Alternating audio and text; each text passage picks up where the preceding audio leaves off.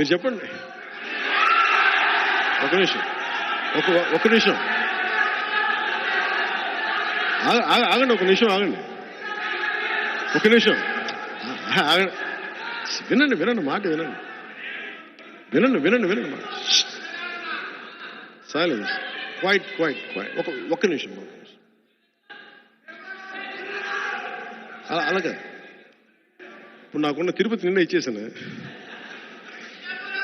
అలాగే అన్నిటికంటే కూడా పిఠాపురం వీటన్నిటికంటే కూడా నేను అడిగేది వినండి. అలాగే అది బాగుంది.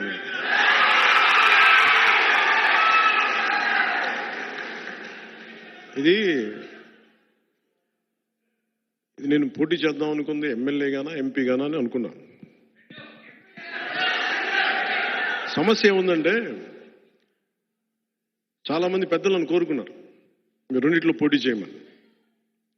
కానీ కన్ఫ్యూజన్ ఏముంటుందంటే క్రాస్ ఓటింగ్ ఉంటుందా, నిలబడతావా లేదా, ఇవన్నీ ఉన్నాయి. అది ఎలా చేద్దాం ఏంటి అనేది ఇంకొద్ది రోజుల్లో ఒకటైతే ఖచ్చితంగా చెప్పగలను. నిన్న భీమవరం పులపర్తి ఆంజనేయులు గారికి ఇచ్చాను. తిరుపతి ఏమో మన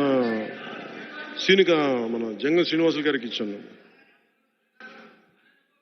గాజువాకేమో తెలుగుదేశం వాళ్ళు తీసేసుకున్నారు అనుకుంటాను ప్రస్తుతానికి. సో పోనీ పిఠాపురం తీసుకుందామంటే మా ఉదయ్ ఉన్నాడు ఇక్కడ. సో ఉదయ్ని ఏం అడగాలి తెలియట్లా. సో ఉదయ్ని అడిగి పిఠాపురం ఖాయం చేసుకోమని చెప్తాను.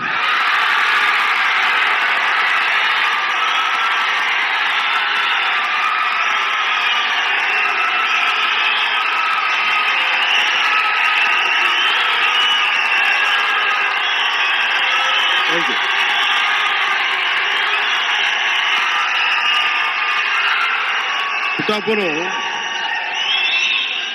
2009 నుంచి కూడా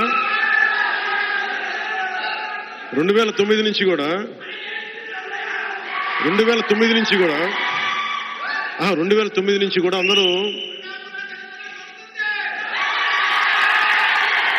2014లో పార్టీ పట్టగానే ఫస్ట్ నాకు పిఠాపురం నుంచి అడిగారు పోటీ చేయమని. మళ్ళీ తెలంగాణలో అడిగారు పోటీ చేయమని. మళ్ళీ పిఠాపురం నుంచి వచ్చింది, 2 చోట్ల నుంచి వచ్చింది ముందుగా.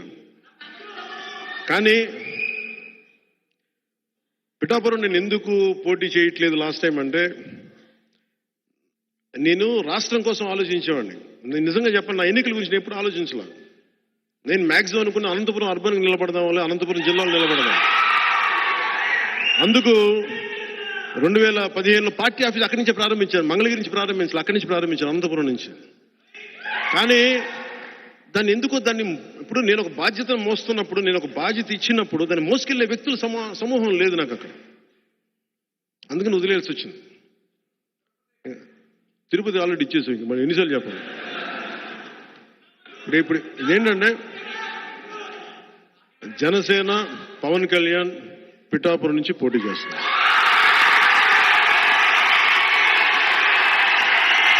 నా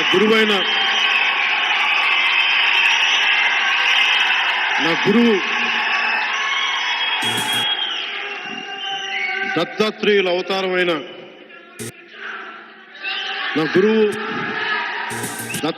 అవతారమైన శ్రీపాద శ్రీవల్లభుడు జన్మస్థలం అది, శక్తిపీఠం అది. అక్కడి నుంచి పోటీ చేస్తాం. అనంతపురంలో కొడదాం తర్వాత భవిష్యత్తులో.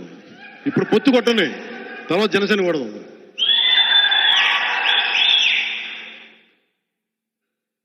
ఎంపీగా పోటీ చేయాలా లేదా అనేది కొద్ది రోజుల్లో అంటే నాకేం అదే ఇవన్నీ ఎస్లు ఉన్నాయి, నోలు ఉన్నాయి. అది ఎట్లాగనేది నాకైతే మనసులో ఎమ్మెల్యే ఉంది.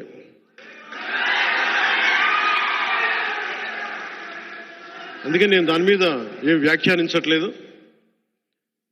పెద్దలతో మాట్లాడి నా నిర్ణయం చెప్తాను వాళ్ళకి.